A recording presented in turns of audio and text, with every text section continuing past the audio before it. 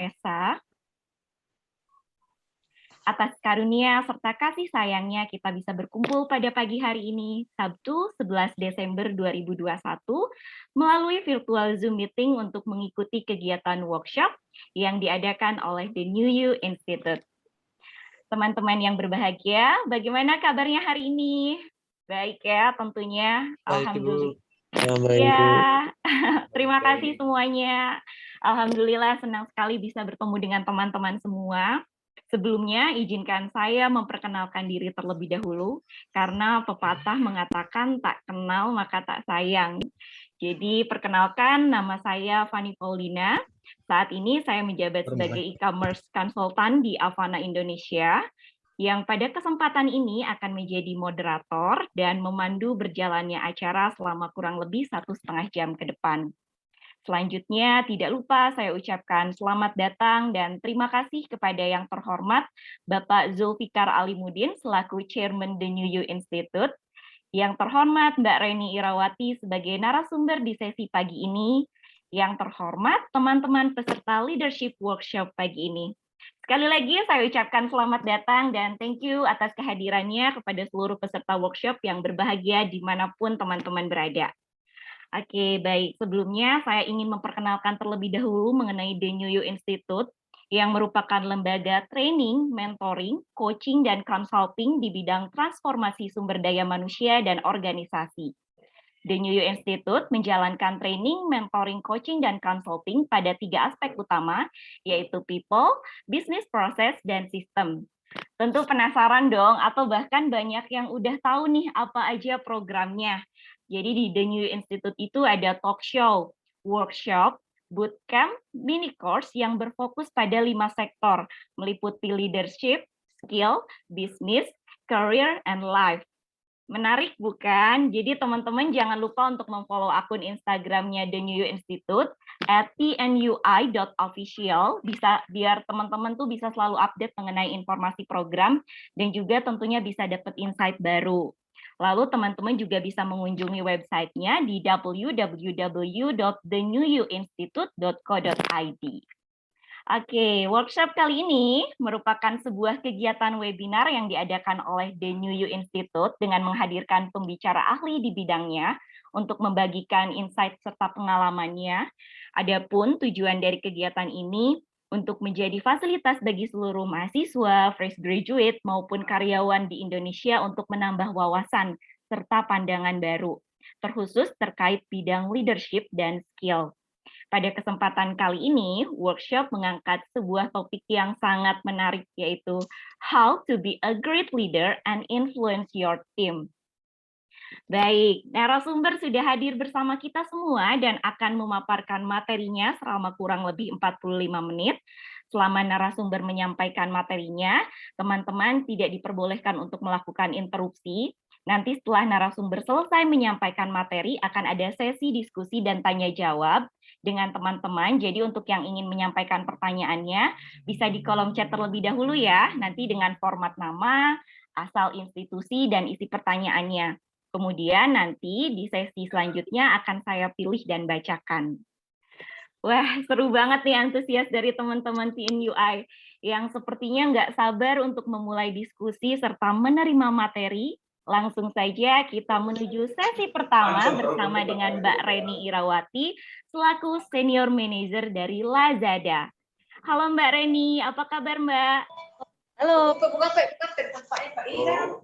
pagi semua.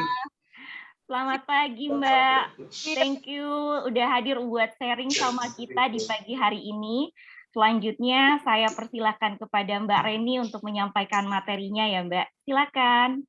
Boleh, teman-teman selamat pagi sekali lagi. Terima kasih sudah meluangkan waktu di weekend Sabtu pagi ini. Mempersingkat waktu ya, kita langsung aja supaya topiknya ini lebih terarah, langsung menarik nih, kita bisa diskusi nanti di akhir. Saya izin untuk share screen ya teman-teman ya, sebentar. Oke, sudah terlihat screen-nya? Masih belum Mbak, coba. Sebentar, oke, saya masuk. Oke. Udah. Sip. Oke, Oke, silakan. kita bisa mulai ya teman-teman. Oke, terima kasih Mbak Fani dan teman-teman, sekarang kita masuk nih, ke sesi yang mengenai leadership. Jadi tadi seperti yang Mbak Fani bilang, gimana sih menjadi seorang leader yang baik sehingga bisa menginfluence teman-teman, dari timnya, dari teman-teman sendiri. Nah ini, sebenarnya leadership ini, luas ya teman-teman, banyak tipe dan banyak macamnya. Tapi bagaimana menjadi seorang leader yang baik itu yang utama. Karena kan kita diberikan amanah ya, baik oleh Tuhan juga oleh perusahaan kita, bagaimana kita bisa memimpin, tim kita untuk ke arah yang lebih baik. Nah, saya sebelum masuk ke konten yang utama mau memperkenalkan diri ke teman-teman semua. Mungkin di sini ada yang sudah kenal dengan saya ataupun ada yang teman-teman baru nih, saya senang banget dapat teman-teman baru hari ini. Jadi perkenalkan nama saya Reni Irawati, teman-teman bisa panggil saya Reni. Mungkin teman-teman yang lain yang sudah kenal saya kadang panggil Kak atau Mbak, atau kadang karena saya orang Bandung juga dipanggilnya Teteh, atau kadang juga tim saya ini kan lebih muda, kadang manggil saya juga emak gitu. Macam-macam lah, menarik lah tim saya ini. Nah ini profil saya bekerja pernah di corporate company, pernah di perbankan, pernah di logistik. Saya lama di dunia IT, lalu saya melebarkan sayap nih, saya pengen banget masuk ke dunia yang orang-orang sekarang ini lagi ombaknya ke arah atas nih, ke dunia e-commerce. Nah saya masuk ke dunia e-commerce diawali di Blibli, lalu saat ini saya ada di Lazada. Nah, dengan basic-basic pernah bekerja di beberapa company ini, saya bertemu banyak sekali pemimpin, saya bertemu banyak rekan-rekan tim yang memberikan value positif, dan ini yang membangun saya ke arah lebih baik. Nah, ini cukup singkat saja profil saya, teman-teman. Kita masuk nih ke slide selanjutnya ya. Oke, kalau untuk slide leadership ini, pemaparannya ini mengenai kata leadership umumnya itu adalah, nah ini teman-teman. Jadi leadership itu adalah memimpin suatu tim, grup atau orang-orang di dalam suatu organisasi. Jadi ketika kita menjadi seorang pemimpin, kita dipercayakan untuk bisa mengembangkan potensi, mengembangkan bakat, dan juga mengarahkan tim kita agar KPI atau agar visi dan misi dan goals dari perusahaan ini bisa tercapai dengan baik. Nah, ini kalau teman-teman lihat di slide, ini ada satu gambar nih teman-teman. Ada satu bos dan satu leader. Mungkin agak bingung nih, apa nih Kak Reni bos, apa nih leader? Nah, perbedaannya ini cukup signifikan walaupun secara naming itu sama. Jadi bos itu biasanya ya teman-teman, sepengalaman saya dan saya bertemu banyak orang, itu ketika memberikan suatu tugas atau mendelegasikan tugas, ya mereka cuma ini menyuruh saja, quote unquote ya teman-teman. Kadang tidak dimonitor, kadang juga tidak memotivasi timnya gitu. Dan yang paling sedihnya adalah kadang setiap pekerjaan timnya itu diklaim kalau itu adalah pekerjaan dari lead-nya. Jadi tidak menonjolkan sisi potensi dari timnya sendiri. Nah, ini kurang baik ya teman-teman, karena ketika kita punya tim ini, baiknya adalah kita memberikan pengarahan dan juga kita mensukseskan tim kita. Maka dari itu, saya pagi ini ingin membahas mengenai seorang leader yang baik itu bagaimana. Salah satu contohnya adalah memberikan, memonitor, memotivasi tim kita. Jadi sehingga tim kita ini akan lebih baik ke depannya. Senang nggak sih teman-teman kalau kita punya tim lebih sukses dari kita? Saya pribadi senang. Karena ketika kita melihat tim kita lebih tinggi, posisinya lebih sukses, lebih pintar, saya ini merasa apa yang saya berikan ini berkontribusi buat tim saya, gitu. Nah, kita masuk gambaran secara umum leadership itu banyak. Teman-teman bisa baca, bisa cek, bisa cari, banyak sekali tipe leadership. Tapi saya ambil 3 yang common di dunia ini, itu menurut Salesforce. Pertama, nah ini ada di autocratic business leader. Teman-teman kalau bingung nih, apa nih Kak Reni di autocratic business leader? Ini simpelnya kata-katanya seperti micromanage leader. Jadi biasanya seorang leader yang mau memicromanage timnya sampai ke hal-hal detail. Contoh simpelnya adalah setiap pekerjaan dicek gitu. Kalau kirim email, oh kirim dulu draftnya saya cek dulu, baru nanti saya kalau udah oke kamu boleh kirim. Atau enggak setiap keputusan itu kadang timnya tidak dilibatkan. Jadi menurut leadernya, decision making yang saya buat misalnya itu yang paling benar dan yang paling efektif. Tapi nyatanya tim-timnya tidak bisa speak up, tidak bisa bicara karena tidak punya kemampuan untuk bisa mengungkapkan gitu.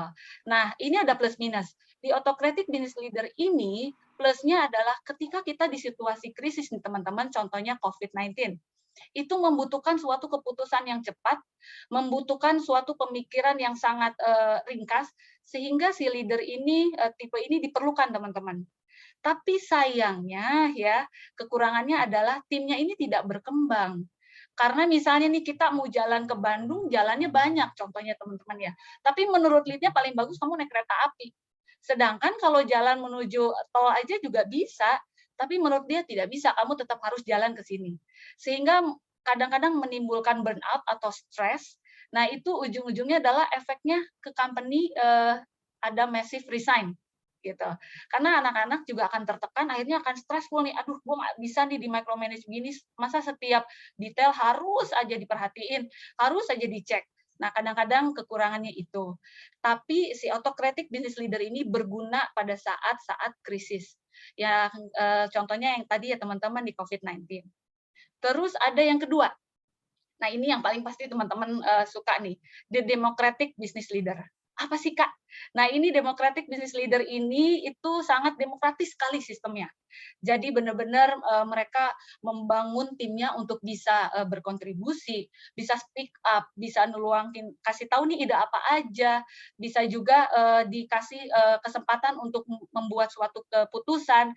Jadi benar-benar sangat demokratis sekali. Jadi timnya misalnya ada 5 nih. Nah, timnya ini semuanya tuh boleh berkontribusi.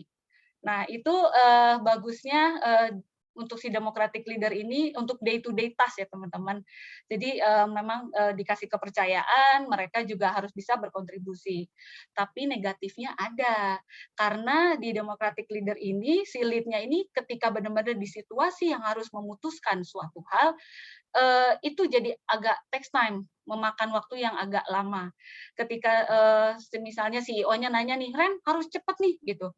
Nah itu untuk memposisikan menggunakan cara ini agak kesulitan, sehingga agak keteteran gitu ya teman-teman ya.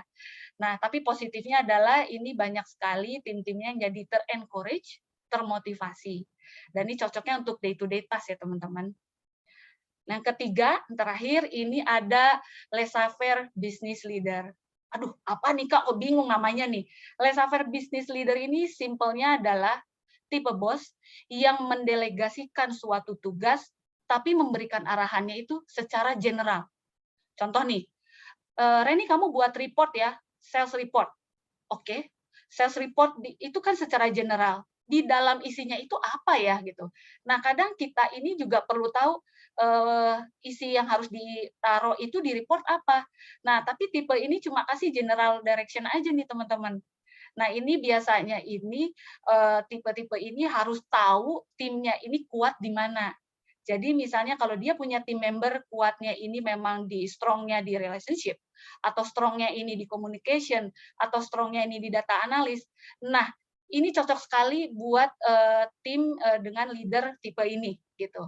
Tapi sayangnya kurang efektif untuk tim yang masih butuh pengarahan. Tiba-tiba nih ada fresh grad nih teman-teman masuk ke satu tim yang punya tipe bosnya begini. Dikasih direction yang general kan dia bingung. Aduh, suruh buat report apa ya? Aku tanya ke siapa ya gitu. Nah, sehingga tipe ini kurang cocok untuk orang-orang yang butuh pengarahan. Nah, maka dari itu saya di slide ini menggabungkan tipe ini, makanya ada satu buletan itu saling terkoneksi satu sama lain. Karena teman-teman menjadi seorang leader itu tidak bisa, saya maunya jadi autokratik, pokoknya saya mau micromanage tim saya. Itu tidak bisa. Ataupun saya mau demokratis deh, biar enak gitu. Jadi semuanya kekeluargaan. Itu juga tidak bisa, teman-teman. Jadi seorang leader itu harus bisa tahu memposisikan kapan saya harus bisa menjadi seorang yang micromanage, kapan juga saya harus menggunakan tipe demokratik, kapan juga saya harus bisa mendelegasikan suatu tugas ke tim yang tepat, sehingga bisa terkoneksi satu sama lain. Nah, ini ada satu quotes yang saya suka, itu dari Maxwell, dia bilang, leadership itu tidak cuma buat bicara tentang kita, tapi kita juga harus tahu tentang tim kita, gitu. Nah, dari 3 tipe ini yang common, saya mau giring nih ke berdasarkan pengalaman pribadi saya nih, teman-teman. Jadi gimana sih, Kak, kalau mau jadi leader yang baik? Kebetulan di sini tim-tim yang hadir juga mungkin ada yang kenal sama saya nih ya. Oke. Nah, di sini teman-teman ada satu tim di suatu meeting room, ini si ibunya nanya nih gitu, kira-kira nih kalau teman-teman lihat dia memposisikan seperti apa dan bagaimana ya? Contohnya itu saya misalnya. Nah, kalau saya nih, how to be a great leader, saya ini punya di hidup saya 10 poin yang selalu saya terapkan, ini yang saya pelajari berdasarkan pengalaman pekerjaan saya sebelumnya. Karena saya bertemu banyak leader yang baik, memberikan saya value, akhirnya saya bisa di posisi sekarang itu juga berkat dari leader saya dan berkat dari saya bertemu dengan tim-tim yang sangat luar biasa. Nah, 10 poin ini yang menurut saya penting teman-teman, itu ada yang pertamanya goals, kedua communication, responsible, judicious, tolerant, inovatif, motivational, networking, profesional, dan yang terakhir itu paling penting adalah self development. Kita masuk ya ke konten yang utama nih. Pertama, teman-teman, kita lihat goals. Kenapa saya bilang goals itu di paling pertama? Ketika saya ketemu sama rekan-rekan saya, teman saya, atau tim saya, bahkan ketemu dengan leader saya, kalau mereka, terutama saya kasih contoh ke tim, saya tanya, goals di hidup kalian apa? Ketika dijawab belum punya goals, itu sangat disayangkan. Karena setiap orang itu harus bisa meng-create goals di hidupnya seperti apa. Karena dari suatu goals itu akan menggiring kalian lebih ke arah yang spesifik, ke objektif. Objektif ini jadi lebih spesifik, teman-teman. Dari spesifik itu kita bisa tahu, oh iya, nanti yang akan saya achieve ini seperti apa. Contoh simpelnya, pokoknya saya kalau udah lulus mau kerja, atau enggak, aduh, udah deh saya udah kerja di sini aja, udah enak, saya nggak butuh posisi manajer, seperti ini aja deh, gitu. Ujung-ujungnya ketika kita tidak punya goals dalam hidup kita untuk bekerja itu mau jadi apa, mau seperti apa ke depannya, itu hidup akan mengalir seperti air. Padahal kalau air mengalir itu ke bawah, teman-teman. Sedangkan setiap goals itu, kita harusnya tuh naik seperti anak tangga. Oke, dari sini pokoknya dalam 2 tahun, saya harus bisa jadi manajer. Bagaimana untuk menjadi posisi manajer itu? Oke, saya harus tingkatkan kemampuan saya. Oke, saya harus bekerja seperti ini. Saya harus deliver KPI saya di kantor seperti ini. Jadi men-set goal kita itu tidak hanya untuk pekerjaan, tapi untuk hidup kita pribadi. Percaya teman-teman, once teman-teman sudah punya goals, hidup kalian akan lebih terarah dan lebih baik. Yang kedua itu adalah communication. Nah, buat saya ini communication penting. Kenapa? Kalau kita tidak bisa berkomunikasi dengan baik, dengan integritas, dengan kejujuran, dengan etika, kita akan menghadapi kesulitan, teman-teman. Komunikasi ini harus bisa ke segala arah, gitu. Bisa ke bawah kita, bisa di selevel dengan kita, begitupun dengan di atasnya kita, teman-teman. Kenapa? Karena kalau saya pribadi, saya melatih diri saya untuk bisa bagaimana saya bisa berbicara dengan tim yang usianya lebih di bawah dari saya. Kebetulan saya punya tim yang usia jeda waktunya bisa 12 sampai 10 tahun. Sebelumnya saya punya tim yang lebih tua dari saya. Dan begitupun ketika saya meeting, gimana nih cara bicara dengan si level atau dengan direktur, dengan manajer, atau dengan staf sekalipun. Nah, kemampuan komunikasi ini penting, supaya apa yang kita sampaikan itu bisa terdeliver dengan baik. Jadi di awal dan di akhir itu message-nya sama, teman-teman. Nah, yang ketiga, ini adalah responsible.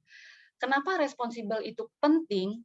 Karena menurut saya, seorang leader itu mengemban suatu tugas, tidak hanya bertanggung jawab terhadap diri sendiri, Jadi mentang-mentang nih saya dapat posisi manajer, ya udah bagus nih buat saya. Tidak, pekerjaan tidak sampai di situ, tapi bagaimana kita bisa bertanggung jawab terhadap perusahaan, stakeholders, dan begitupun terhadap tim kita. Jadi pada saat stakeholder memberikan suatu KPI dengan kita, bagaimana kita bertanggung jawab untuk bisa mendelivernya dengan baik. Dan kita juga harus mampu meng-coaching, mendidik, memonitor tim kita, sehingga tim kita ini bisa berjalan bersama dengan kita untuk meraih si KPI ini. Jadi contoh simpelnya nih, tanggung jawab itu kalau ibaratkan mobil, roda 1 susah jalan teman-teman, tapi ketika roda 4 jalan, bisa. Nah itu diperlukan kerjasama. Tanggung jawab itu tidak diri sendiri, tapi untuk orang-orang di sekitar kita dan stakeholder kita. Gitu.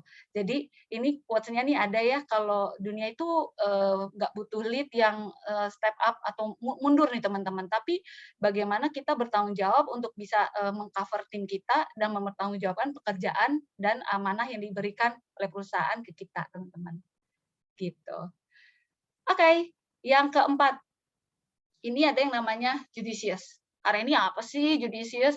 Itu kata sama dengan bijaksana, teman-teman. Jadi bagaimana seorang pemimpin itu harus menunjukkan sikap yang dewasa, jadi benar-benar harus bisa membuat suatu keputusan dengan baik, dengan pertimbangan yang matang. Jadi kedewasaan kita ini diperlukan, kebijaksanaan ini diperlukan. Jadi contohnya ketika kita mempunyai satu tim, di satu tim itu biasalah suka ada drama ya teman-teman. Sebagai lead kita harus menanggapi itu secara bijaksana. Kita mengarahkan gitu. Begitupun dengan keputusan. Ada keputusan yang ini bisa kita lihat plus dan minusnya seperti apa. Itu juga kita harus benar-benar sangat-sangat dewasa dalam menanggapi setiap masalah.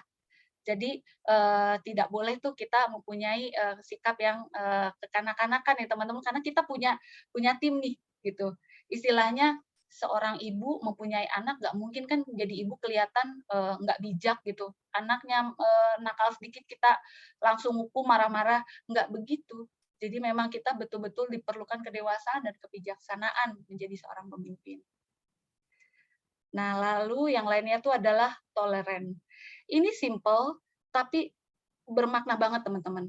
Kenapa? Karena mau tidak mau, pada saat kita menjadi seorang leader, kita tuh bisa mendapati berbagai macam karakteristik tim, juga karakteristik orang kan beda-beda, dari suku, ras, agama, begitupun pemandangan mereka, perspektif mereka, cara mereka menyampaikan, ide-idenya pun akan berbeda. Nah, di situ sebagai pemimpin kita harus mentoleransi gitu. Mungkin contoh simpelnya adalah saya punya tim dulu yang Muslim, saya punya tim juga baik ada yang dari suku A dan B dan C. Bagaimana caranya saya bisa menghargai ketika misalnya laki-laki ini hari Jumat harus Jumatan gitu. Oh saya bilang, kamu udah Jumatan nih, udah waktunya pergi dulu Jumatan deh, habis Jumatan nanti makan siang terus balik lagi ya gitu. Ataupun misalnya ada teman saya nih kebetulan dari Medan, ini mungkin teman saya ada yang tahu nih di sini. Cara penyampaian opininya kan beda gitu. Jadi terkesannya kayak marah, padahal sebenarnya enggak, teman-teman. Jadi karena memang penyampaiannya begitu. Jadi jangan sampai ide yang mereka sampaikan itu bagus, tapi kitanya udah jadi kayak, oh kok begini ya gitu. Padahal sebenarnya cara penyampaian itu berbeda. Maka kita harus mentoleransi banyak aspek ya teman-teman sebagai seorang leader. Lalu yang lainnya adalah inovatif. Jadi ini kalau inovasi ini gini, setiap leader itu harus melihat celah dalam segala hal. Baik itu positif atau negatif, kita harus berpikir inovasi apa ya yang bisa dilakukan. Terutama inovasi itu akan datang ketika di keadaan sulit atau ada challenge besar yang membutuhkan suatu perubahan. Kadang-kadang orang nih ngadepin suatu perubahan itu awalnya akan mundur. Tapi kalau kita menjadi seorang leader harus ngelihat itu ada perubahan di satu aspek, kita harus ngelihatnya sebagai hal yang positif. Contohnya nih, ketika ada restructure organisasi di kantor, misalnya perubahan organisasi atau ganti bos deh, gitu. Begitu ganti bos atau ganti leader, kita udah takut duluan, aduh nanti bosnya gimana ya, aduh ke gua gimana ya, baik apa enggak ya. Tapi kita lihat segi positifnya, oh iya gitu, ini ada benefit baru nih dari yang pergantian leader ini. Mungkin yang di sini aspeknya saya dapat pembelajaran baru. Dia kuat banget nih di sales skill-nya, yang sebelumnya nih kuat banget di legalnya misalnya. Nah itu value buat teman-teman. Atau ketika di satu sistem nih sebagai seorang sales, contohnya saya dulu nih, kita nanti monitoring sales nggak lewat Excel ya. Jadi nanti kita akan implementasi Salesforce nih, sistem yang bisa memonitoring sales activity. Nah, kita udah takut duluan, aduh nanti dimonitor nih. Tapi ternyata kalau kita ngelihat teman-teman, kenapa kita pakai Salesforce, akhirnya kita beli aplikasi, supaya teman-teman bisa fokus ke bisnis strategi. Nah, seorang leader akan mengarahkan, akan menginovasi untuk hal-hal yang tadinya itu manual, misalnya contohnya, itu menjadi sistematis. Nah, hal apapun bisa dilakukan ya teman-teman inovasi ini, dan ini diperlukan oleh seorang leader yang baik. Oke, yang lainnya ini ada motivational. Ini kata-kata ini adalah penyemangat untuk tim kita. Jadi bagaimana seorang leader bisa menginspirasi timnya di organisasi atau di kantor, dan dari motivasi ini bisa membuat timnya itu jadi memberikan yang terbaik.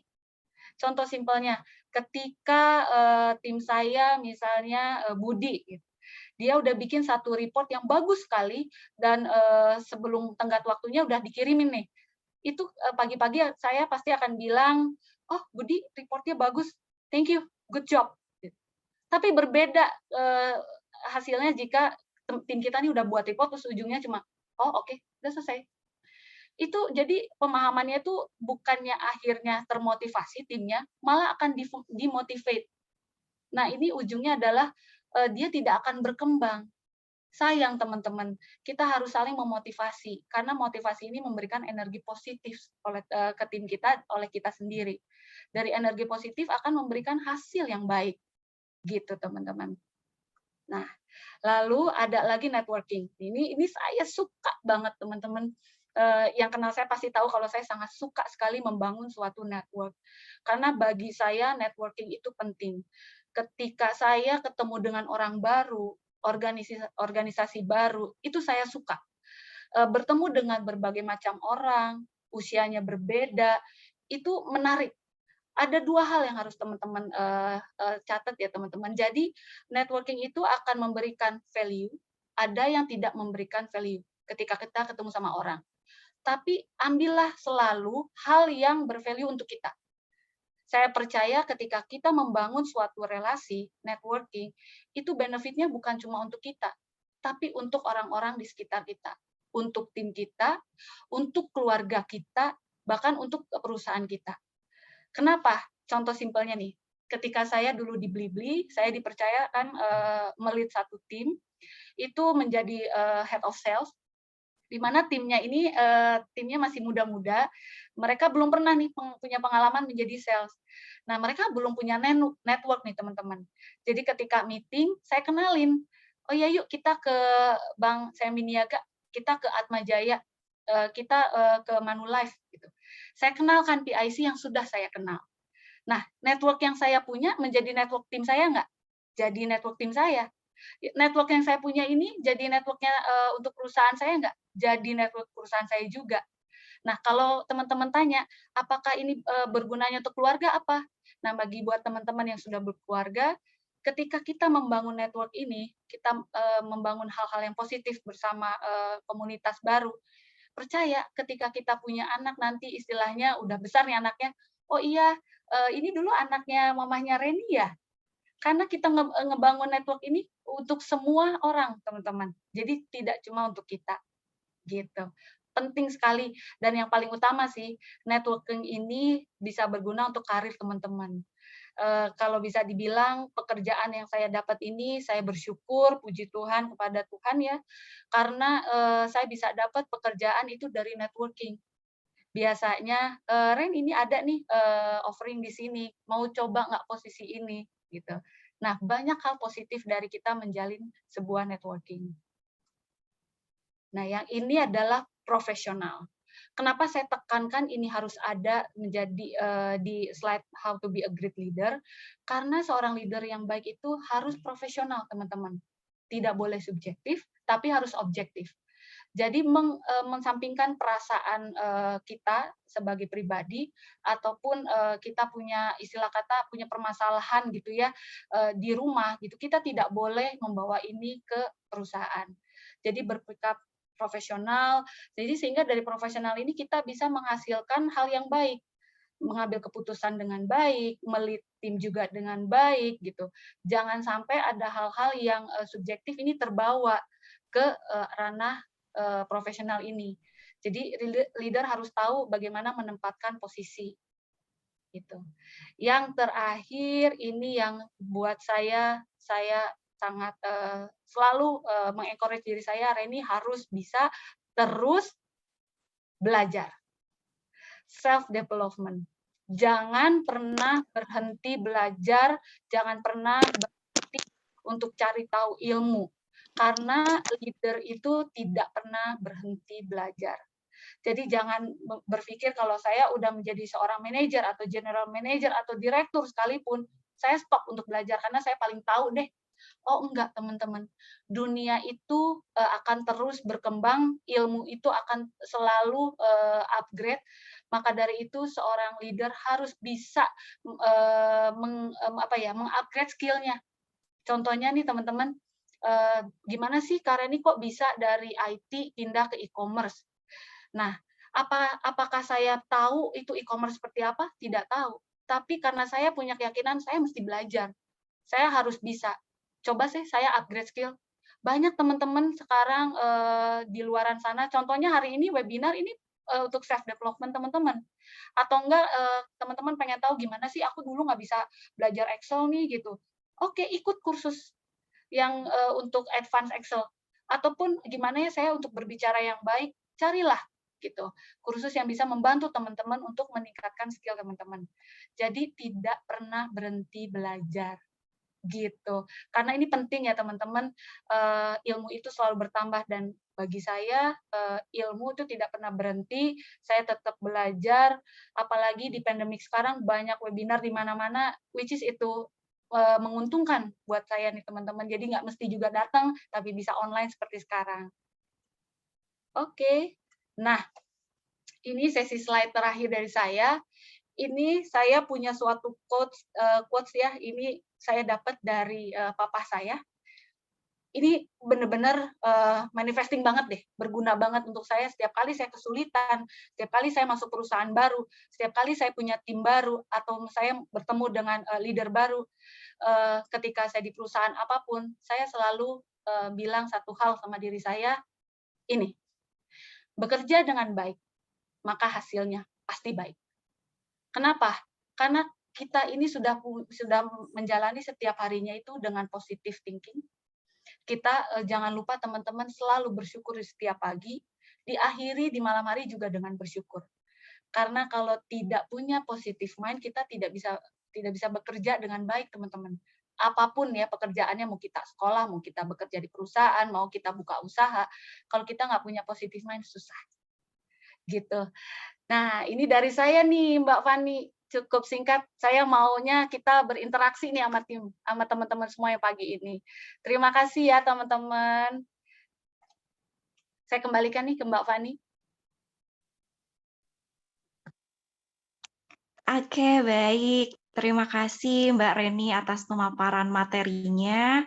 Mungkin saya mengambil sedikit kesimpulan ya Mbak ya, bahwa leadership itu bukan tentang kita, tapi tentang memahami tim kita juga ya Mbak ya, gitu. Bukan hanya tentang kita. Dan poin-poin penting dari leadership yang udah tadi Mbak Reni jelaskan itu mengenai tentang bagaimana setiap orang harus meng-create goal supaya lebih objektif ya Mbak ya, dan fokus juga tentang pekerjaannya. Kemudian harus selalu bisa memotivasi orang lain selain diri sendiri tentunya ya Mbak ya. Betul. Dan yang nggak kalah penting yang menurut saya itu poin yang sangat penting itu adalah bahwa dari kita sendiri pun harus selalu untuk mau mengupgrade skill kita dan selalu belajar ya Mbak ya, nggak hanya stuck di situ aja. Betul. Oke, baik kalau gitu. Untuk teman-teman yang ingin bertanya, boleh untuk ditulis di kolom chat, atau mungkin ada teman-teman yang ingin bertanya langsung kepada Mbak Reni, saya persilahkan untuk raise hand. Nanti akan saya izinkan untuk open mic. Boleh untuk teman-teman, silahkan. Kayaknya teman-teman di sini pada ini ya Mbak ya, antusias juga mungkin karena gimana sih mereka itu harus memimpin sebuah tim Ya, gitu kan. Kalau dari saya dulu nih Mbak gitu, saya mau tanya juga. boleh. Boleh Mbak ya pertanyaan dari saya? Seneng malah kalau ada pertanyaan. Gimana nih Mbak? Oke.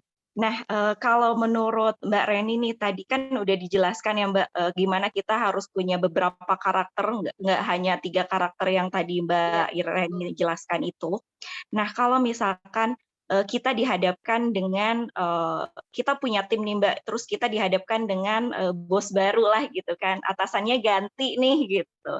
Kan tadi Mbak, Reni sempat jelaskan juga kan memang nanti ada value-nya yang, bisa kita ambil. Cuman kalau misalkan, itu membuat, misalkan nih Mbak, lingkungannya jadi toksik gitu.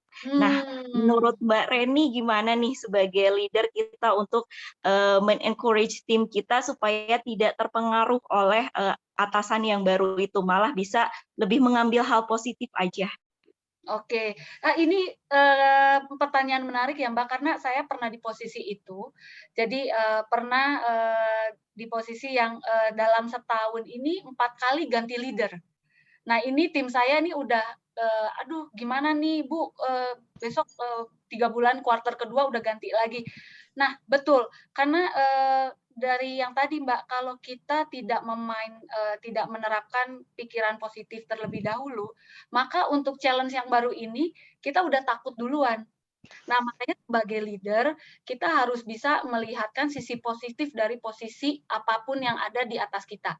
Jadi jangan sampai nih tim kita jadi kalau leader-nya nih istilahnya udah kelihatan takut, kelihatan udah negatif duluan, udah mundur duluan, ya timnya gimana nggak lari gitu.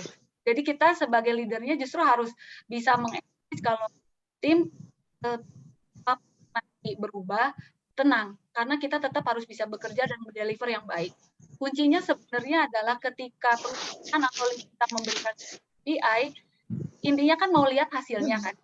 Nah, tapi kita sebagai leader mengarahkan, juga memberitahu prosesnya. Kadang-kala ada yang lupa, sebagai leader ini kita tidak berusaha untuk memberitahu ke atasan kita kalau tim kita ini udah melakukan suatu proses sehingga bisa mencapai suatu achievement nih. Nah, untuk meng-create atau meng-create energi positif dan menghilangkan toxic di antara lingkungan ini, kuncinya satu, sebagai leader harus mendengarkan. Kadang-kala nih orang tim kita ini cuma butuh didengarkan, dikasih tahu, istilahnya curhat gitu loh. Jadi tahu posisi kita, oh iya, makanya tadi skill-nya ada yang komunikasi. Nah, komunikasi dengan tim itu penting. Jadi ditanya, mungkin ada one on one, ada kendala apa nih? Itu punya kesulitan apa, apa yang bisa dibantu. Nah, makanya sikap yang tadi itu juga pada saat komunikasinya digunakan, kita juga mesti profesional. Gitu.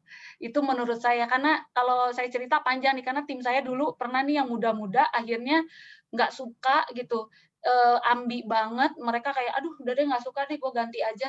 Biasanya saya kan, bekerja itu kalau kamu mau pindah-pindah, karena kamu nggak suka nih, besok mau pindah aja deh ke perusahaan baru. Belum tentu di perusahaan baru itu juga kamu akan, nggak ketemu lagi case yang sama. Istilah katanya nih, ketika orang memutuskan bebannya, "Oke, gue resign." Bebannya hilang kan. Terus dia ngelihat, "Ah, gue pindah ke perusahaan A." Kelihatannya senang, tapi itu bebannya akan sama juga ada. Jadi bukan bukan menghadapi, tapi menghindar. Nah, yang paling penting itu adalah bagaimana membangun tim kita untuk bisa, maju, untuk bisa menerima dan menghadapi suatu masalah, gitu. Baik, terima kasih Mbak Reni untuk jawabannya. Mungkin ini ada pertanyaan nih Mbak, tapi Oke, mungkin anonim. anon ap Anonim ya Mbak ya. Jadi ini lebih ke mungkin dari timnya nih Mbak, mungkin ya, supaya mungkin Mbak Reni bisa kasih masukan juga. Boleh. Mau tanya mengenai gimana sih cara menghadapi bos yang sering menjatuhkan mental, padahal dia sendiri yang menyebar aura negatif katanya Mbak. Tapi dia sering notice saya untuk berpikir positif dan tidak melihat apa yang sudah dilakukan oleh perusahaan. Oke, ini lumayan tadi lebih ke arah yang si otokritik nih ya. Biasanya kalau leader seperti ini, memang perlu balik lagi, kondisinya ini pada saat kita berbicara, istilahnya ajaklah, biasanya saya nih pernah di posisi yang sama tadi dari pertanyaan siapa ya tadi ya, anonim ya. Jadi biasanya saya men-challenge diri saya ketemu nih sama, bos saya misalnya. Saya, mau tanya, minta waktu dong Pak untuk one on one. Oh kenapa Ren? Karena dari one on one itu saya pengen tahu Pak pendapat mengenai saya pribadi, di kantor seperti apa. Jadi pada saat meminta waktu untuk, berdiskusi atau berkomunikasi dengan bos kita, lihat timing-nya juga. Kadang-kadang nih seorang leader kan, menaruh, semua bebannya itu, di dia sendiri, kalau leader yang baik ya, tidak akan pernah menunjukkan beban di mukanya. Jadi semuanya tuh kelihatan baik saja, happy saja, tapi ternyata di dalamnya itu lagi pusing gitu.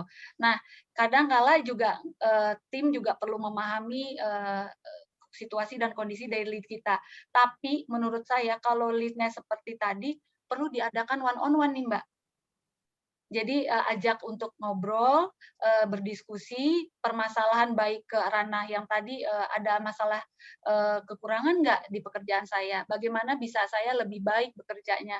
Atau Bapak mungkin Ibu ada saran untuk saya, gitu. Jadi lebih private. Nah ini harus lebih ini nih, lebih lebih detail lagi. Ini seru nih kalau nanti kita ketemu nih jawabannya.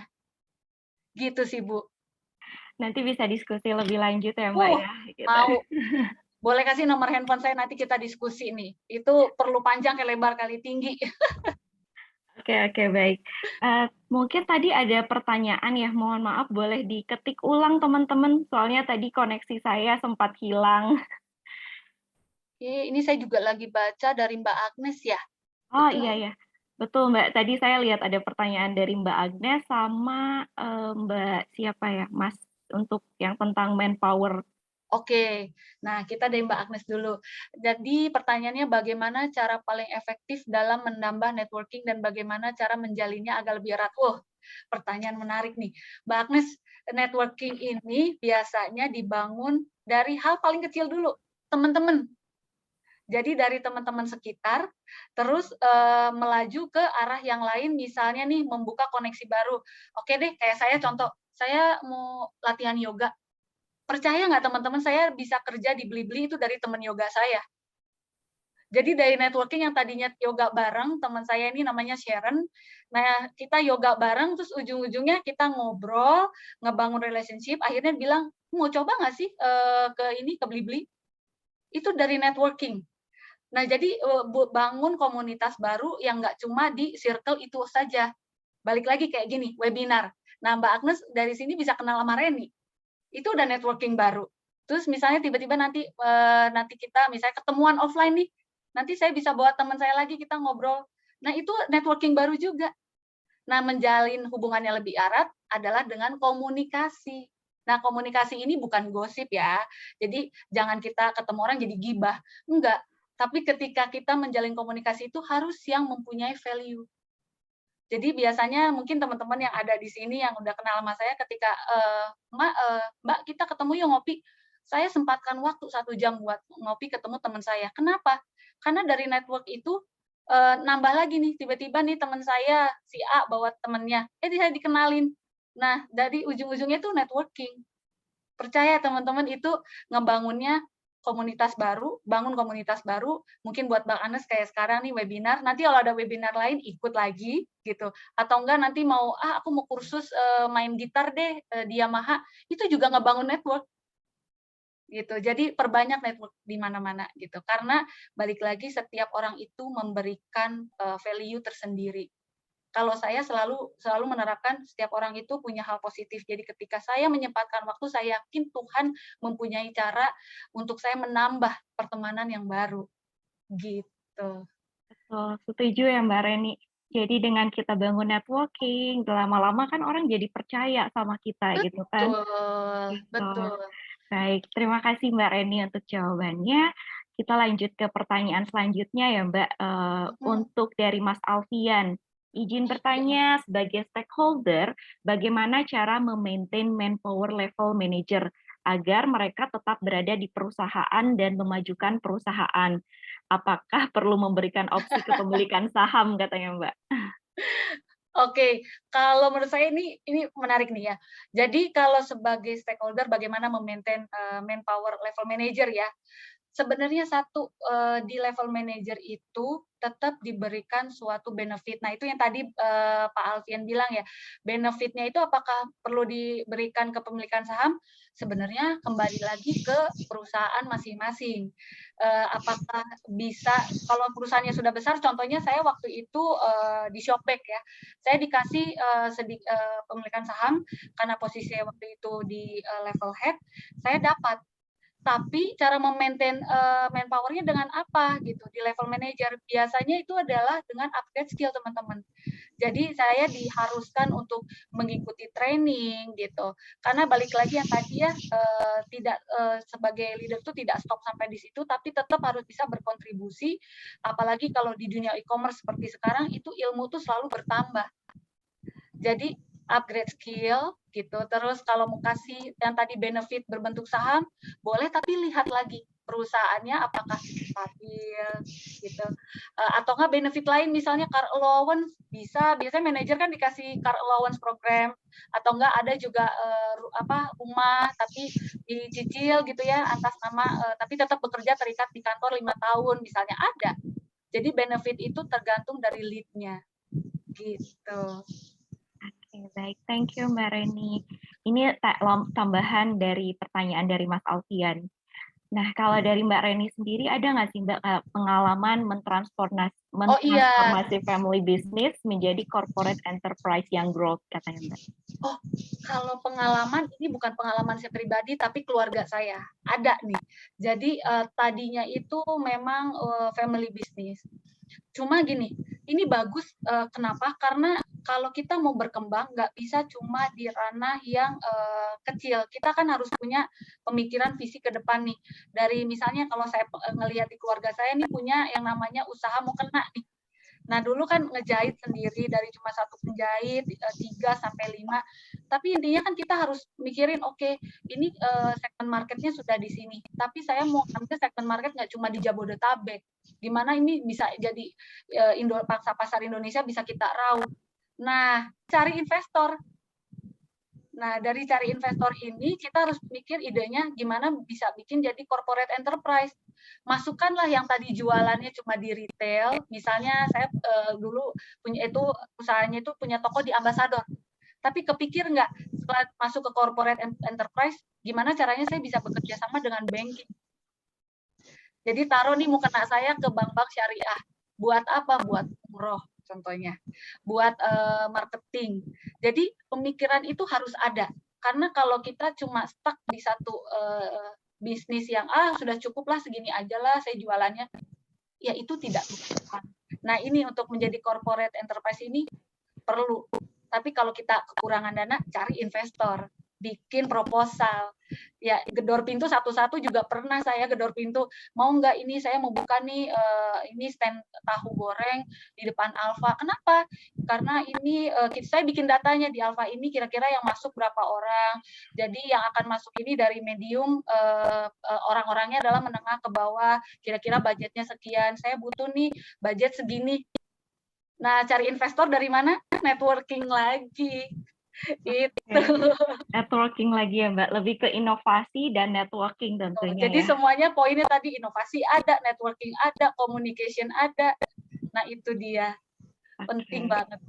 Baik, thank you Mbak Reni. Semoga bisa menjawab ya Mas Alfian. Nah, ini dari Mas Ivan juga masuk Blibli katanya dari networking mitra kerja kantor lama juga gitu Mbak. Mungkin Sama. kalau untuk yang apa teman-teman ya, yang di teman-teman TNYI ini, misalkan kalau udah resign kerja, jangan sampai ya Mbak ya, gitu kita menutup komunikasi gitu. Jangan. Paling utama nih buat teman-teman, ketika kita pindah kerja kemanapun atau resign, tinggalkan semua itu dengan baik. Jadi sampai detik terakhir itu harus bekerja dengan baik. Jangan sampai karena kita udah resign, hawa-hawanya udah nggak enak nih, jadi nggak mau kerja, jadi males. Nggak boleh gitu. Nama baik itu penting. Kenapa? Karena kalau kita meninggalkan perusahaan dengan meninggalkan citra yang kurang baik, itu network kita udah lepas satu. Nah, ini contoh saya ketika saya waktu itu resign di Metro Data, terus akhirnya kalau Mbak lihat di CV saya balik lagi ke mitra integrasi, ya karena komunikasi. Karena waktu saya meninggalkan itu semuanya dengan baik. Gitu. Jadi teman-teman jangan lupa tempat kerja dimanapun, sesusah apapun bos kita misalnya, sekeras gimana nih, nyebelin gimana, intinya adalah tinggalkan nama baik. Karena istilahnya kalau jualan kan orang jualan barang nih. Oh iya, barangnya harus bagus. Kita bilang ini pulpen ini bagus nih, ini warnanya hitam bagus banget, pokoknya nggak pernah putus. Itu pun sama kayak diri kita. Kalau kita kan menjual diri kita nih. Kalau diri kita meninggalkan citra jelek, apakah akan direkrut kembali? Belum tentu. Jadi benar-benar harus meninggalkan citra baik. Gitu. Oke, baik. Terima kasih Mbak Reni. Ini kita masih ada waktu ya Mbak ya untuk membahas pertanyaan dari teman-teman. Paling seru ini nih. Nah, ini ada dari Mas Galih, izin bertanya. Untuk membangun tim, mengerjakan sebuah proyek, komponen-komponen apa yang penting diperhatikan di awal Mbak, saat nge-build tim mungkin di awal? Betul. Kalau pada saat membuild suatu tim atau di suatu project gitu ya, paling utama adalah katakan kita harus menjadi seorang project manager dulu yang baik. Leader juga harus turun ke bawah. Jadi kita harus bisa tahu bagaimana mendelegasi, membuat timeline, lalu paling utama adalah yang tadi memotivasi.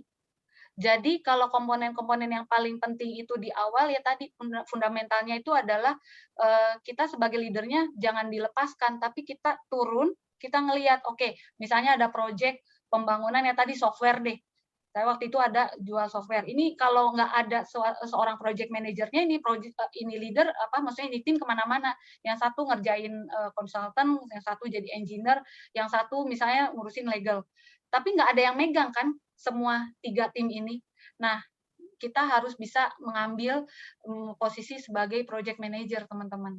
Nah, dari project manager ini kan keahlian yang lain adalah komunikasi. Gimana caranya kita bisa berkomunikasi dengan berbagai macam yang tadi berbeda-beda bisnis unit atau berbeda-beda orang. Jadi membentuk di awal itu adalah solid banget, timnya harus kompak dan leadernya juga harus turun. Gitu. Komponennya tadi ya komunikasi, kita delegasi, itu penting banget. Dan terutama dari delegasi ini ada trust, Mbak. Jadi kalau kita nggak trust sama tim, itu juga komponen itu akan hilang. Jadi proyeknya juga nggak jalan. Gitu. Jadi kita sebagai leader harus lebih terlibat dan biar tim merasakan Terlibat. bahwa kita tuh sebagai tim ada untuk mereka ya Mbak ya, gitu. Betul. Karena kalau cuma ya tadi, kalau kita cuma ngasih tahu, ya udah lu kerjain proyek ini, itu jadi bos. Tapi kamu nggak tahu kerjainnya gimana, begitu nanti anak buahnya cabut gitu, nggak ada. Ngerti nggak kerjaan anak buahnya? Nggak ngerti. Karena ya kamu cuma nyuruh, ya udah lu kerjain ini ya, pokoknya tahu beres. Terus tiba-tiba orangnya nggak ada, terus timnya hilang, bingung dia kan, kelihatan dong kalau dia nggak bisa ngapa-ngapain. Makanya sebagai leader juga bukan berarti kamu nggak ngapa-ngapain, nggak, turun, ikut tahu. Itu juga yang saya lakukan, mungkin di sini teman saya ada yang tahu ketika saya memang di Lazada harus turun ke gudang, saya turun ke gudang. Saya lihat itu progresnya, gimana kurir kerjanya, gimana itu driver pick up barangnya, itu sampai saya harus lihat nih kondisi paketnya bagus apa enggak. Oh, nggak bisa, nanti ini kalau di deliver rusak, keterima buyer akan di reject. Itu sebenarnya bukan kerjaan saya juga, tapi kalau saya nggak aware ke situ, impact-nya panjang, ke tim, ke buyer, terus ke stakeholder. Gitu. Tapi memposisikan kapasitas yang nggak semuanya jadi kita turun. Intinya adalah kita tahu fungsinya itu dari masing-masing tim tuh kerjain apa, jadi ketika, mereka ada kesulitan kita bisa bantu, gitu. Oke, baik. Thank you, Mbak Reni. Kemudian, ini ada pertanyaan lagi, Mbak. Oh, Mungkin ini saya gabung ya pertanyaan Mas Abdul sama Kak Gita gitu, untuk atasan yang micromanage. Nah, Kak Gita itu punya leader nih, Mbak, katanya dia selalu bilang, "Ayo kalian tuh harus bisa daripada saya, lebih hebat dari saya." Banyak kan ya, Mbak, ya yang seperti itu. Sebenarnya bagus kan seperti itu gitu, cuman terkadang leader saya tuh, malah kayak mencontohkan tidak baik, mungkin tidak seperti yang, "Jangan kayak saya, tapi kalian harus lebih baik," gitu. Nah, sebagai tim, itu respon kita harus gimana, Mbak? Gitu. oke. Ini berdasarkan pengalaman pribadi, saya juga di-micromanage oleh leader saya. Memang agak sulit, saya mengerti banget posisinya, aduh sulit ya di posisi begini, harus ngikutin arahan begini. Terus, selalu dibilang, "Iya kamu, harus lebih baik dari saya." Itu saya juga dapatkan kata-kata itu sama. Tapi intinya balik lagi, saya ini harus melihat dari berbagai macam, sisi ya. Jadi kalau saya taruh posisi saya sebagai staff misalnya ya, saya ngelihat lead saya seperti itu, karena saya bertemu banyak orang nih, tipe-tipe gayanya beda, tapi saya lihat ini dia bersikap begini, positifnya apa, gitu. Saya juga ngeset timeline di diri saya sendiri, "Oke, Reni, ini saya harus bisa nih selama 3 bulan adaptasi sama tipe bos seperti ini." Kadang kala ya teman-teman, kita bekerja kan dengan orang lain ya, bukan di perusahaan sendiri. Mau nggak mau tuh bukan kita yang memilih bos kita jenisnya apa, tapi kita yang harus adaptasi dengan bos kita seperti apa. Balik lagi, kalau pada saat, kita, mentaruh, "Oke deh, gua harus terima, posisi bos, kayak gini." Tapi kasih timeline, set waktu, plus harus ada di garis bawahi. Kalau buat saya selama dia tidak mengarah ke personal life, saya akan tetap kerja. Selama dia tidak melakukan hal fraud, itu buat saya nggak apa-apa. Nggak ada hubungannya sama saya, atau, paling utama dia tidak melakukan misalnya quote unquote suka ada pelecehan seksual ya di dalam kantor, selama itu tidak terjadi, buat saya ya udah. Jadi kalau konteksnya masih ke arah ranah kerjaan ya kita profesional aja. Karena kan balik lagi kita nggak bisa milih bos, tapi kita yang harus adaptasi sih, kadang-kadang begitu. Tapi mengarahkannya, ya itu tadi perlu, cobalah kita bicara one on one sama lead kita. Saya juga pernah di posisi ini akhirnya di depan umum malah Mbak, saya bilang, waktu itu bos saya open nih, "Coba, ada masukan nggak buat saya?" Saya bilang, "Oh iya Pak, saya jujur saya ini, baru nih Pak bertemu dengan, tipe leader yang micromanage. Saya awalnya itu bingung gimana saya adaptasi dengan Bapak. Tapi saya coba duduk, saya ngadem, saya bilang gitu. Saya pikir, "Oh iya positifnya ternyata Bapak ini buat buat kebaikan supaya tim ini tuh arahnya lebih baik, karena kita small team, jadi Bapak tuh membutuhkan suatu keputusan cepat yang" karena kita kan bergerak di e-commerce nggak cepet banget berubahnya gitu. Oh, Hari ini minta report, besok report-nya bisa berubah lagi. Nah, jadi saya ngelihat, oh Bapak memposisikan saat ini mungkin karena tekanan yang memang membutuhkan keputusan cepat. Sehingga ya udah di-lead sama dia langsung. Nah, jadi kalau kita putar pandangan kita ke arah positif, percaya itu halnya jadi positif. Tapi balik lagi set koridor ya. Selama dia nggak nyentuh, atau nggak selama dia nggak personal life, ya kalau masih berbau ranah kerjaan, coba disesuaikan. Gitu. oke. Thank you, Mbak, untuk insight-nya. Nah, ini mungkin ada, yang minta tips nih, Mbak, dari Mas Brian. Gimana Mbak cara melatih berbicara kepada tim supaya nggak dicap bosi katanya Mbak? Aduh, ini lucu nih, lucu lucu. Bagaimana itu tapi penting loh, Mbak, pertanyaan ini bagus banget malah. Jadi gini, karena kan komunikasi kalau dibilang kita bawel, ngomong aja, "Ih, bosi banget," gitu ya, ada yang kayak gitu. Nah, tadi kan saya pernah sempet tuh kasih slide, nanti mungkin teman-teman kalau mau slide-nya boleh, nanti japri ke saya nih ya. Jadi saya bilang adalah, komunikasi itu juga kita harus disertai dengan bahan yang berbobot. Jadi nggak cuma bawel receh gitu. Misalnya ketemu sama tim, ujungnya cuma nanya, "Eh, itu makanan ya?" Gitu. "Enak nggak?" Itu receh banget. Tapi ketika kita ngobrol dengan, "Hari kemarin weekend ngapain?" Oh, lagi sama keluarga segala macam ya? Oke oke. By the way ini tadi ada berita ini loh, kita ngelihat kayaknya kurir perlu perlu lagi nih ditingkatkan seperti ini. Menurut kamu gimana? Nah, itu kan menanyakan jadi ada, timbal balik, tanyalah hal-hal yang berbobot tapi nggak cuma bawel receh atau enggak ujung-ujungnya jadi ke personal yang "Ah, lu sih gitu, makanya jangan gitu, inget gua." Jadi, cari kata-kata atau berkomunikasi yang lebih, ada value-nya.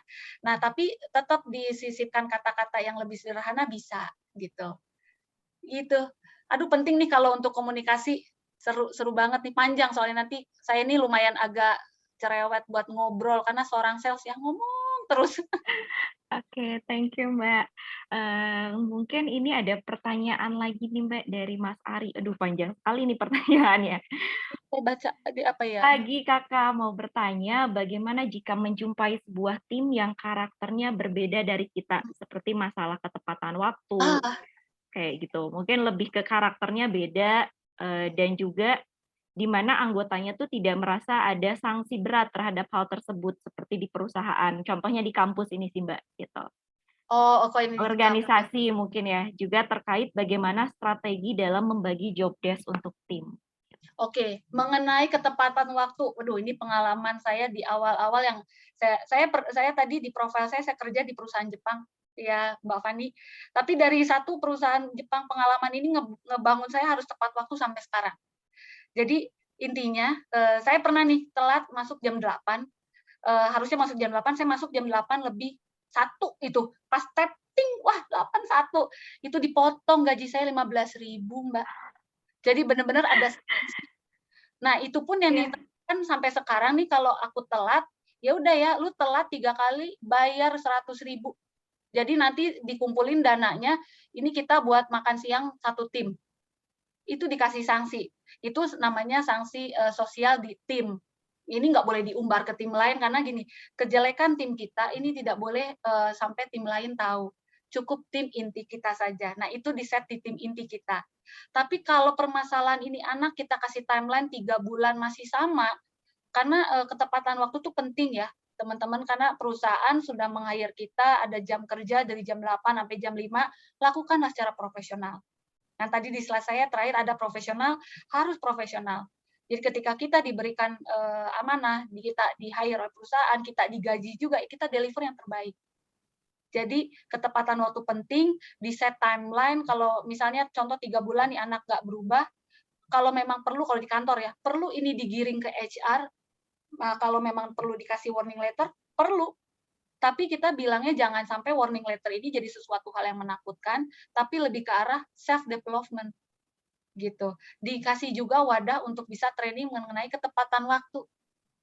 Betapa pentingnya waktu itu dalam 24 jam kamu bisa mendeliver seperti apa. Coaching antara leader dengan tim, memberikan tadi sanksi sosial di internal tim. Kalau masih belum dengan timeline, ya kita perlu bawa lebih ke arah serius dengan HR tim. Gitu. Terus tadi ini ya, sudah menjawab belum ya? Tadi apa ya, kampus Strategi bagi job desk katanya Mbak untuk timnya. strategi bagi job desk. Nah, sebagai leader, kalau membagi job desk ini, pertama kenali dulu timnya ini kuatnya di mana. Jangan sampai saat kita mendelegasikan suatu tugas tidak tepat sasaran. Yang tadi pada saat misalnya timnya nih kuatnya dia di relationship, terus kamu kasih data analis nggak akan bisa kerja. Nah, jadi suatu tim biasanya di tim saya kenali karakternya. Oke, tim saya si A kuatnya di mana? Oh, dia kuat di data analis. Jadi besok kalau ngolah data dia bisa cepat. Oh ya, ini tugas ini cocok nih gitu. Jadi buat dianya juga berkembang, dia bisa kerjakan dengan baik. Buat saya juga lebih cepat dapat reportnya. Nah, tapi ketika ini orang kuatnya ini bicara dengan si level. Oke, nanti kalau meeting saya bawa deh nih orang. Tapi nanti yang kekurangan dia kita taruh lagi untuk di coaching, di training. Jadi sayang kalau dia udah bisa komunikasi di atas tapi belum bisa komunikasi di bawah. Nah, hal-hal itu jadi kenali dulu timnya masing-masing kuatnya di mana. Dia Pendekatan kayak dulu ya, urusan Mbak, yang ya? mana. Pendekatan, kalau pendekatan itu nggak cuma ke pacar, Mbak, tapi ke tim juga. Jadi tim itu juga kita harus dekat, karena balik lagi ya teman-teman, mau kita di kampus, mau di kerjaan, Coba teman-teman bayangkan dari 24 jam, waktu paling banyak dihabiskan di mana? Di kantor, Iya, betul. kan? Ya sisanya di jalan kalau di Jakarta macet ya teman-teman. Nah, ketika kita tidak bisa, misalnya punya tim, kita tidak kenal tim kita, nyaman nggak sih di satu kantor kita nggak kenal tim? Itu nggak akan nyaman. Jadi benar-benar kita harus terbuka, kenali tim kita, begitupun lingkungan kita. Karena kita menghabiskan banyak waktu, kebanyakan nanti pada saat teman-teman udah lulus kuliah, ataupun yang sudah bekerja, ya di kantor. Sisanya baru di keluarga, gitu. Oke, baik. Terima kasih Mbak Reni, semoga menjawab pertanyaannya ya Mas Iya. Ari. Oke, baik. Ini ada pertanyaan selanjutnya nih Mbak dari Mbak Oci Siregar.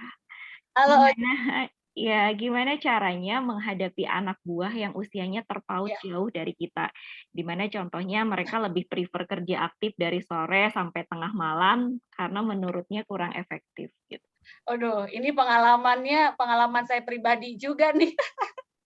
Jadi, tim saya dulu tuh muda-muda nih, kebetulan beda 10 sama 12 tahun. Itu, memang agak susah, susah gampang. Agak susah, susah gampang. Tapi balik lagi, kalau saya ini ketika ketemu anak-anak, yang masih ambisius, ambi lah ya bahasa gaulnya sekarang, yang ambi, yang terpaut lebih jauh, yang mereka kadang susah untuk diarahkan, kalau saya menerapkan sistem satu, saya kasih kerjaan yang penting beres. Jadi saya kasih arahan misalnya gini, "Oh ya buat report, ya kamu yang manage waktunya, saya nggak mau micromanage mereka." Karena tipe-tipe yang tim seperti ini nggak bisa di-micromanage. Tapi saya kasih tenggat waktu, "Ya udah lu kan biasanya kerjanya sore, tapi gue butuh banget jam 10. Gimana caranya besok jam 10 ini udah harus ada ya." Gitu. Tapi nggak bisa juga untuk kita memang tidak efektif, betul, tapi kan situasi kantor dan situasi tim beda-beda.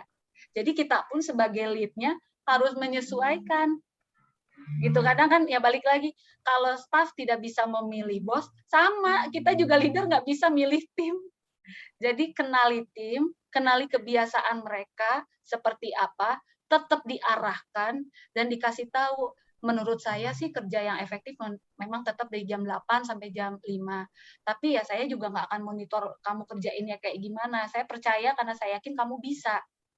Gitu. Dikasih batasan juga gitu. Kalau semuanya di micromanage kayak tadi, misalnya, aduh mau gini, mau gitu, itu pengalaman saya pribadi ya Mbak ya, ketika saya di perusahaan Jepang biasa terstruktur, tiba-tiba masuk e-commerce kan semuanya bergerak cepat dan berubah, dan Betul. anak-anaknya juga kerjanya, ya udahlah Mak, yang penting kan kerjaannya beres. Iya sih bener, tapi ya kita kasih arahan pelan-pelan mereka bisa ngikutin. Kayak tadi, ya udah, kamu biasanya kerja sore, tapi ini saya di tengah waktu nih besok jam 10. Jadi kerjain di Sapit jam 9 ya, gitu. Diarahkan pelan-pelan bisa. Dan memang itu butuh waktu, nggak instan. Butuh Nggak waktu, otoriter juga ya Mbak ya? betul, jangan otoriter, nggak bisa. Ya samalah, orang PDKT juga butuh waktu kan, 2 minggu, sebulan, sama ke tim juga begitu. Oke, baik. Thank you, Mbak Reni. Nah, ini ada yang mungkin melanjutkan pertanyaannya yang tadi nih, Mbak. Ini ada pertanyaan minta tipsnya dari Mbak Andriana. Gimana sih Anak nih ya. caranya kalau sudah terdemotivasi terdemotivasi untuk sikap yang toksik dari atasan tadi gitu, Mbak? Aduh, anak semangat, anak pasti bisa. Ini aku kasih semangat dulu. Ini kebetulan saya kenal sama Ana. Jadi ketika kita, ya tadi saya bilang kan lama-lama jadi di-motivate ya. Karena saya tahu, perlunya yang tadi dimotivasi, kita memotivasi tim itu perlu banget. Nah, cara menanggapinya mudah sih, Ana, tapi memang sulit ya. Sulit kalau memang kitanya, maksudnya jangan jangan terlalu di bawah hati. Tetap kita harus profesional dan tetap punya pikiran positif. Kalau ada orang-orang toksik di luaran sana, hindari. Nggak usah juga sih kita memaksakan masuk ke lingkungan itu, tapi tetap di kantor yang sama ya harus mau nggak mau. Karena kan berteman itu nggak cuma dengan si A, si B, kan banyak teman lain. Masih banyak orang yang memberikan value. Yang tidak memberikan value tinggalkan. Tapi tetap kitanya profesional, di depan mereka tetap baik. Tidak boleh gibah juga di belakang, tetap baik, tetap bantu. Percaya deh, dengan menerapkan positif, juga ambil sikap lebih profesional, nanti juga mereka lambat laun akan berhenti. Saya pernah kok Mbak di posisi itu. Halo Ana. Saya Semangat Kak pernah Ana. saya pernah di posisi itu di mana, saya punya, lingkungan yang toksik, orang berbicara di belakang lah gitu, "Oh nggak mungkin nih Bu Reni bisa ke gudang, karena Bu Reni kan, nggak mungkin lah karena, ini, karena itu." Saya pernah, tapi saya menanggapinya, ya udah, nggak mesti kan semua pendapat orang kita setujui ya. Kita juga mesti belajar cuek. Karena kebayang nggak sih kalau kita nanggepin semua omongan di luar dan itu nggak bener, akhirnya menguras energi yang tadinya bisa menghasilkan energi positif malah jadi energi negatif, akhirnya nggak kerja. Terus ujungnya yang dapat rugi ya kita sendiri. Jadi jauhkan dari teman-teman yang, toksik, hiraukan, dicuekin aja, tapi tetap kita harus, eee eee, punya sikap profesional, tetap bisa mendeliver yang terbaik untuk atasan kita dan perusahaan kita. Gitu. Nanti Ana sesi terpisah kita curhat, ini biasa teman curhat saya ini. Oke, baik. Terima kasih. Semoga Kak Ana bisa memotivasi Kak Ana ya, Kak ya. Gitu. Amin, terima kasih jawabannya. Sama-sama Kak, terima kasih. Oke, mungkin ini sesi tanya jawab dan diskusinya sudah selesai ya, Mbak Reni. Jadi nanti kalau misalkan ada yang masih mau tanya-tanya, boleh follow Instagram Mbak Reni mungkin Oh, atau boleh. Ana udah ada Instagram-nya, teman-teman, Mbak Oci udah ada Instagram-nya, yang belum boleh add saya, nanti saya taruh di sini. Oke, boleh follow Instagram-nya Mbak Ana dan tentunya follow Instagram-nya tnyi.official ya. Oke, terima Terima kasih kasih semuanya semuanya. untuk Semua, antusiasnya. Happy weekend semuanya. Ya, thank you untuk antusiasnya teman-teman menanyakan pertanyaan yang sangat luar biasa dan juga jawaban dari Mbak Reni yang sangat luar biasa juga. Semoga bisa menambah insight serta pandangan baru untuk kita semua. Oke, tidak terasa ya udah ada di penghujung acara, namun sebelum ini izinkan saya dibantu oleh panitia untuk mendokumentasi kegiatan terlebih dahulu. Jadi teman-teman semuanya boleh menyalakan kamera dan ikut berfoto bersama Mbak Reni. Nanti boleh di-tag di Instagramnya Mbak Reni. Tadi udah di-tag nih sama Oci, makasih. Ya, boleh ya teman-teman, open cam dulu semuanya.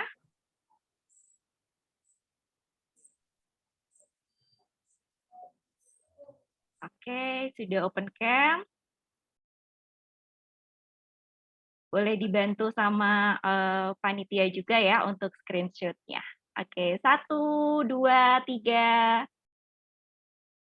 Sekali lagi kali ya, karena ini ada beberapa slide. 1, 2, 3. Oke, terima kasih teman-teman. Sekali lagi saya ucapkan terima kasih kepada Mbak Reni Irawati selaku pemateri workshop TNYI hari ini. Semoga ilmu yang disampaikannya bisa bermanfaat dan menambah wawasan untuk kita semua di sini. Dan untuk peserta yang ingin upgrade agar bisa mendapatkan akses LMS The New You Institute dan mendapatkan e-certificate, materi, dan record, silahkan kontak admin di nomor WhatsApp 0812 4000 6358 untuk request dengan membayar nominal 20.000, lalu kalian bisa langsung mendapatkan semua kelebihan yang sudah saya infokan tadi. Dan kemudian jangan lupa juga bagi para peserta yang ingin membeli buku The New You Institute, khusus hari ini promo 10%. Kalian juga bisa langsung kontak admin untuk mendapatkan penawaran ini. Oke, saya ucapkan terima kasih untuk teman-teman semua peserta diskusi hari ini yang turut memeriahkan berjalannya acara dari awal hingga akhir, serta seluruh panitia yang bertugas. Semoga kita semua masih bisa bertemu di lain kesempatan ke depannya. Saya Fani Paulina selaku moderator undur diri dan meminta maaf apabila ada kesalahan baik disengaja maupun tidak. Assalamualaikum warahmatullahi wabarakatuh. See you, sehat selalu semua.